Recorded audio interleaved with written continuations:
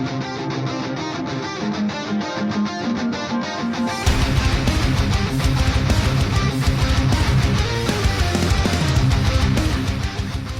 Fiery Crystal Mines are an event that is seen every Monday, Tuesday, Thursday, and Friday. It isn't available on Wednesdays, Saturdays, or Sundays due to them tending to serve as the event days in GoTWiC, with stuff like KVK and CCS being on Sundays, and things like Alliance Conquest matches being on Wednesdays and Saturdays. It serves as the spiritual successor to Treasure Seeker, which was previously in the game, with a lot of the mechanics as seen with the mining systems copy-pasted over to this in its current form. There are 3 different mines available.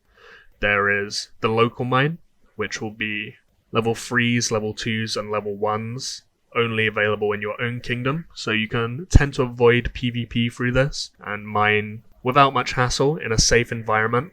Then there will be the cross-server mines, which will be level 4s, level 3s, level 2s, and level 1s, and you will be able to hit other players on these mines in a somewhat randomized bracket of 8 kingdoms, somewhere around 30 to 40 kingdoms above or below your kingdom number.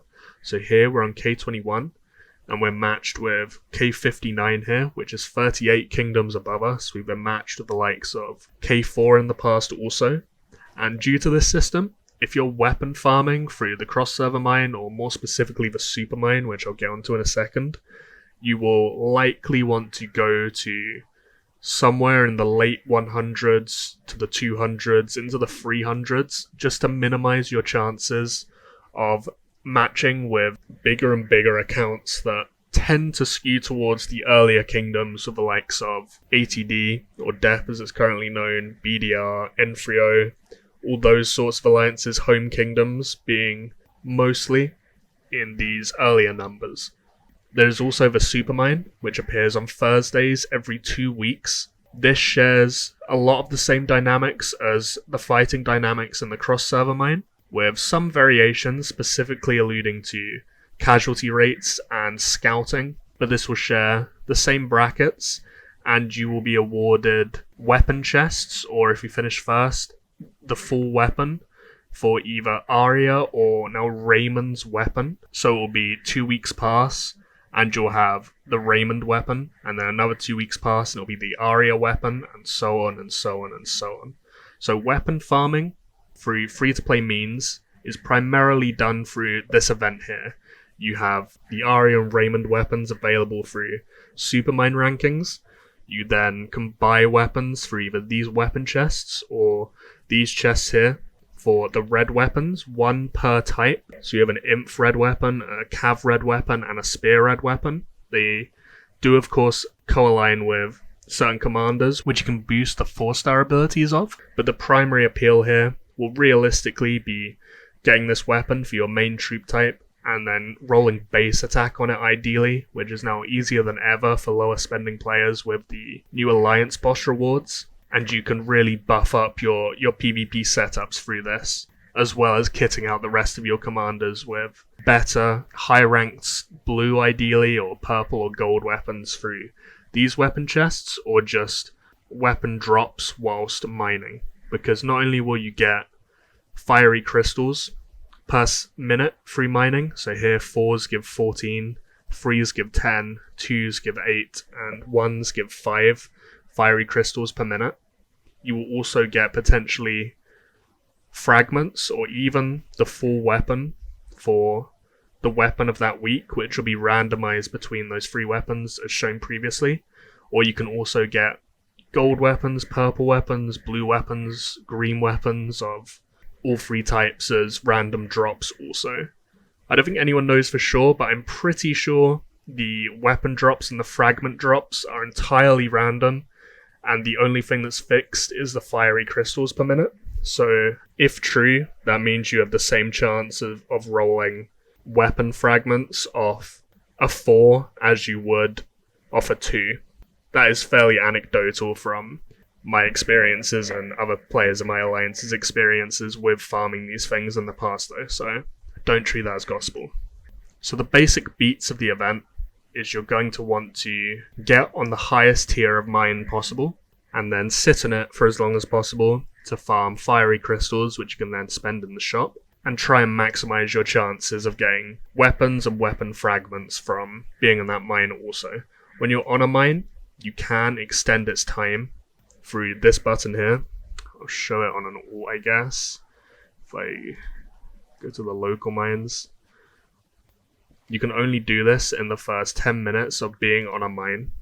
So if I do this, you will need commanders in your lineup to be able to get on a mine. Otherwise, it will give you this error message. You must bring commanders. So that's one thing to note. So if we send this, it will take 10 seconds for the attack to queue through. And then when it is finally done, you can go to time and then extend it with picks, which will regenerate, I think, 1 per hour it is, and a certain amount of diamonds. So it'll be 1600 diamonds for 20 hours, 800 diamonds for 8 hours, and 500 diamonds for 4 hours. So typically what people do is just try and set on the highest level mine they think they can get away with without being contested on, and then just stick a plus 20 hour on. So they're on it for 24 hours, and they can get as much fiery crystals as possible through that with as least effort as possible. That tends to be the standard approach. When it comes to contesting these, there are some things you will want to keep in mind. So if I go back here and just disband this real quick, you can scout people fairly easily on these things. So if I just hit myself here, dig, just send that. In these normal mines, you won't need to deal any damage at all. So you could just send one troop at anyone from an alt or even your main account, and you'll get a full scout on your own account. So here, because I barely have anything on this mine, I actually do deal some damage, but even if it's dealt no damage at all, I would have got a scout, and if I was, say, like 800k infantry on here, I'd know, okay, he's full inf, I need to send full cav, and then you could easily take it off me here, and then just swap to, say, one troop afterwards and be totally safe from me retaliating or something to that effect. And in the mines, there tends to be a lot of juggling due to that, particularly on the Supermine, because you can scout them, you can take it off them as a result, and then you can just quickly swap to, let's say, I hit you off with this, and then whilst it's counting down the immunity I get after taking it, I can just quickly swap to a preset like this, and then all I have in there is one tier 1 troop, and even if you hit me, I don't care at this point because you can't do damage to me at all.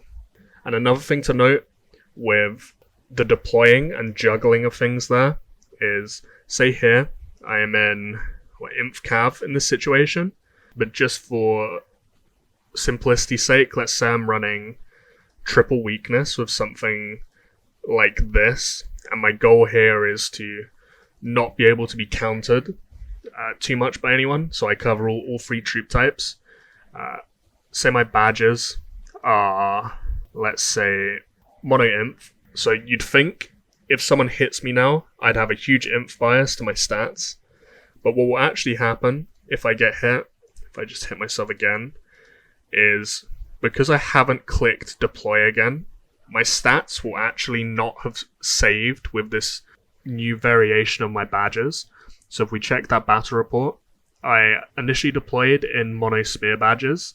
I'm currently in mono inf badges, and despite it hitting whilst I'm in mono inf badges, the stats you'll see in this report will be in mono spear, as you see here. So Lord bonus is like almost 400% spear attack, and if we look at like inf defense, there's 0% inf defense on Lord bonus, despite me being in inf badges. So every time you want to change or update your stats, you will have to click deploy, and it will resave it through that. And what this also means is that you can, for example, get further, get a level 60 Lord, deploy with them active, and then you could bubble afterwards and go to sleep, and your stats will actually be saved and locked in with that level 60 Lord and further, because you won't be redeploying to overwrite those buffs. And I have seen some people, even my own alliance, think they need to keep updating their stats or maintaining that further, especially with a Supermine, maintaining or sitting with the level 60 Lord, but you actually don't. You can bubble just fine unless you have to resend again, when you then have to refresh the buffs because you'll need to deploy a new march. But yeah, especially on the Supermine, I mean, this isn't too relevant in the normal mines here, but on the Supermine, if I'm in this setup and someone hits me and say mono spear, and I'm in this like triple weakness setup and I have mono inf badges in, for example, and I smash him, he'll then know or check my stats and see, okay, I'm imp front, or he's imp front. Let me send mono cav at him to shred through that front line. If I'd want to adapt to that and tweak my badges to say like imp spear, just to have some spear attack to shred through that cav, this won't do anything. I'd have to redeploy to make these stats actually take effect. So that's just one thing to keep in mind. The scouting thing I showed also with, I mean, just one troop would work, or I'll just show that with an actual march in there. So this will give me a scout report even with one troop. But if we look at the rules, it says down here under Supermine, players must deal damage in a Supermine battle in order to view its battle report. So here on this alt account, I do 0 damage, but I still get the report and I can see these troops in the front line and know how to counter this person. On the Supermine, you'll need to actually deal damage to get a report. So you'll have to work around that if you want to counter someone. It is still somewhat easy to get scouts because whilst it shows here on the face values that 0 damage is done, there is the reinforcement skill which will affect the visuals of how many troops are actually defeated. So if I look down here at the bottom, these casualties and actual loss are very different. So casualties are actually how many troops I lost in the fight. Actual loss is how many troops actually die and go to hospital. So this removes all the offset casualties as shown here through the reinforcement skill. So you could do 1 damage or have 1 casualty. It'd be taken away from the reinforcement skill, but you'd still get the report even though it showed 0 dead up here. So if you have 0 dead on someone and you're the defender, check this in case they have actual casualties, because it doesn't mean they don't have a report and they can't counter you, because they might be able to. And there are ways to quite easily get some casualties, because you only need 1. Even if you get fully wiped out, you'll still get a report. So you can do stuff like send 10k troops with Salma and have those 1 second female active casts do like 10 damage at 1 second, and that will give you a report. So you can use that offensively if you so wish, or at least be aware of it defensively if you're trying to hold super mines. But yeah, generally, if you're trying to hold higher level mines in the normal mines, you can just scout him on an alt, see what his formation is, counter him on your main, swap to a hiding preset realistically with just 1 commander, 1 tier 1 or something, so you don't care if you get hit off it. And then you're pretty much good to go. It eliminates your risk as much as possible. With the way the casualty rates work in this as well, you see here it's 20% casualty rates, but 90% of the troops lost will be resurrected. What you'll quite often see is tier 1s be used very heavily in this, because the loss numbers will be so low, they'll mostly be covered by T1s. So you could say have a 50% army increase up with 30k T1s and then like 1.4 mil T5s. And those T1s would just cover all the losses unless it's a really close fight. And you can obviously really improve the strength of your march doing something like that. So T1s are very popular in the mines as a result of this. On the Supermine, only 50% of the troops will be resurrected, so you will have significant losses if you're trying to fight for position for the Arya or Raymond weapons against other strong accounts. And that's realistically why you probably want to bounce around with taking it and then jumping to a hiding preset or something like this, just to eliminate getting smacked by whales, because the Supermine realistically is a very whale-heavy area. Most normal people, including me, are just merit farms for bigger accounts. So if you're trying to fight for time, you've really got to try and play it smart, because it can be a real struggle. For most normal players, unless you're on a fairly dead kingdom with dead brackets, I'd advise just ignoring it mostly. Or at worst, trying to scrap some time just holding it with one troop like I'm doing here, just to try and get on the end of the leaderboards in the 8th, 9th, 10th positions and getting chests through that for weapons.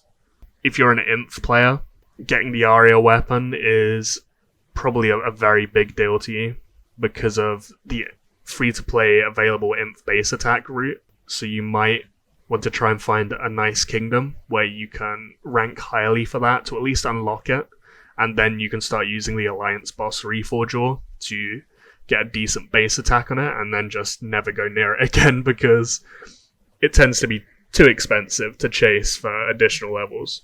Another thing to be aware of in the rules is down here it says unable to relocate when digging in fiery crystal mines. So this is probably fairly common sense, but maybe not. It shows here that I have 0 marches out because all the troops and commanders in the mines are copied. They aren't actually taken from your castle. Well, the troops are actually, but the commanders are copied. But they don't show visually here. But if you tried to port kingdoms right now, it wouldn't let you because you have troops tied up, so you'd have to recall this, and then you'd be able to port kingdoms. So if you're trying to avoid a rally when you have fervor, for example, and you can't hide your troops, you can't bubble, you are going to have to recall this mine, and then you'll be able to port kingdoms afterwards.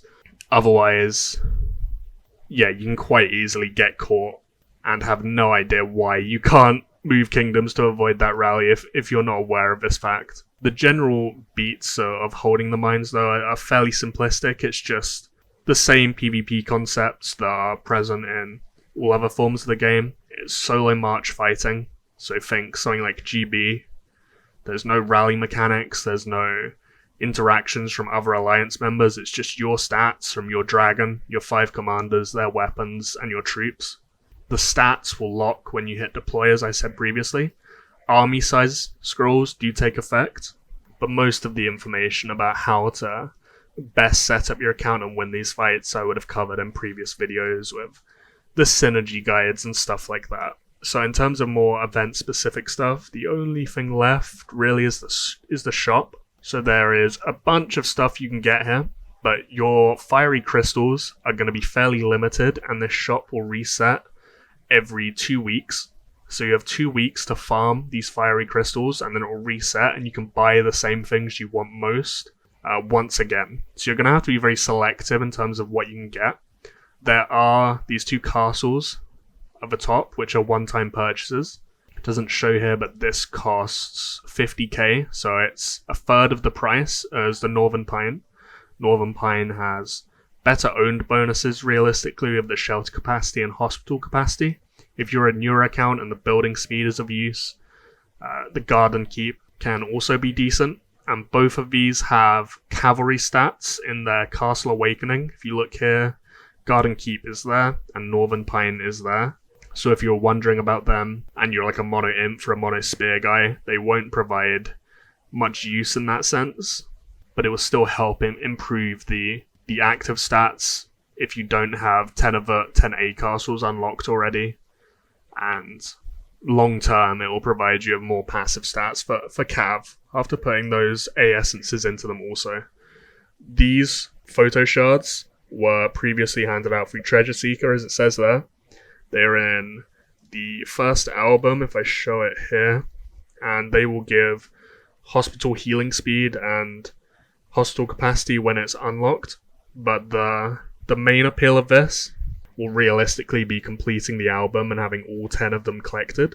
So you will unlock the passive enemy inf health and inf defense reductions, because 20% at level 10 on both of them is a really big buff, to be honest. So if you don't have these photo shards unlocked, they will probably be your main priority. If I just bring up a notepad and write these out. So photo shards to unlock if you don't already own. Then I would say the red weapon that corresponds with your main troop type. So if you're an Inf guy, you'll want to get Oath. If you're a Cav guy, you'll want to get Snowwolf. If you're spear focused, you'll want to get Sandblade. So this is Arslan's weapon, this is Robb's weapon, and this is Chris's weapon. So all of these will help buff up those commander's abilities, but for mid to low spenders at least, none of these will probably be in your main lineups realistically, and they'll mostly be used as base attack sources, since only red weapons can access base attack, and they'll really buff up your March's usefulness if you can manage to get base attack on them. So I'll say main troop type weapon, unlock to base, and then I think it gets a bit more tricky. So these weapon chests, I mean, first of all, this bottom line, when the event was initially introduced, these were bought out a bit more commonly because Snowwolf and Sandblade weren't in the store, so there were less fiery crystal drains basically. But because of how the shop resets every 2 weeks, and there's only a limited amount of fiery crystals you can actually farm in those 2 weeks, you just can't keep on top of all three of these and buy out this bottom row in any way. So pretty much everything down here is useless. So you could get 100 Reforge ore for 50k of these, but you could also get 1,600 of these a week from alliance bosses in a top alliance on a centralized kingdom, which makes the equivalent value of this just not worth it at all. You should just get your Reforge ore through other means. So this top row and these castles are what we're going to want to be focused on realistically. I would say if your weapons are underdeveloped, these weapon chests, if you need purple and gold weapons on your main lineup, are probably the best option at this point, unless you're running a two-lined comp and you want the second weapon for your second line potentially. Or the prominence of mono formations, I'm going to assume you have a mono bias to something. So I'll put it as purple weapon chests if you don't have full purple gold on your main formation, or full purple gold weapons on your main formation. And then I do second troop type weapon unlock to base. Should probably tweak this to red weapon. Red. Then third troop type red weapon unlock to base. Then I should probably put these castle skins in, and given the Castle Awakening and the increased active stats you'll have from the additional A castles, assuming you need that at least, or you can make use of the cav attack you'll get from the essences you can put in this, I'll probably go back up and put Guard and Keep up here, and then at the end put Northern Pine. These are probably very interchangeable in terms of your priorities though, more so than any of the others. And yeah, I'd already make your own decisions with them at least. And then it would just be leveling main troop type, red weapon, leveling second troop type red weapon, and leveling third troop type red weapon. And then I just say ignore the rest. And that's roughly how I would prioritize this store in terms of buying stuff out. But of course, feel free to tweak it as your priorities see fit. And I think that's pretty much everything when it comes to this event. It's obviously a very simplistic thing. There are these quests that will pop up per week, which can vary in what they are. You can easily farm this getting casualties on level 4 mines by just sending like 10k troops at someone with a female composition with like Salma in, and you can just repeat that 3 times over and easily finish that quest up. The other one would be just farming a certain amount of fiery crystals in that week, but all these quests give is a purple weapon chest, which is pretty low value. I wouldn't overly worry about it too much unless your weapons are really underdeveloped, because those purple chests will mostly just give green and blue stuff that you don't hugely want anyway. And yeah, that is everything you need to know about the fiery crystal mines.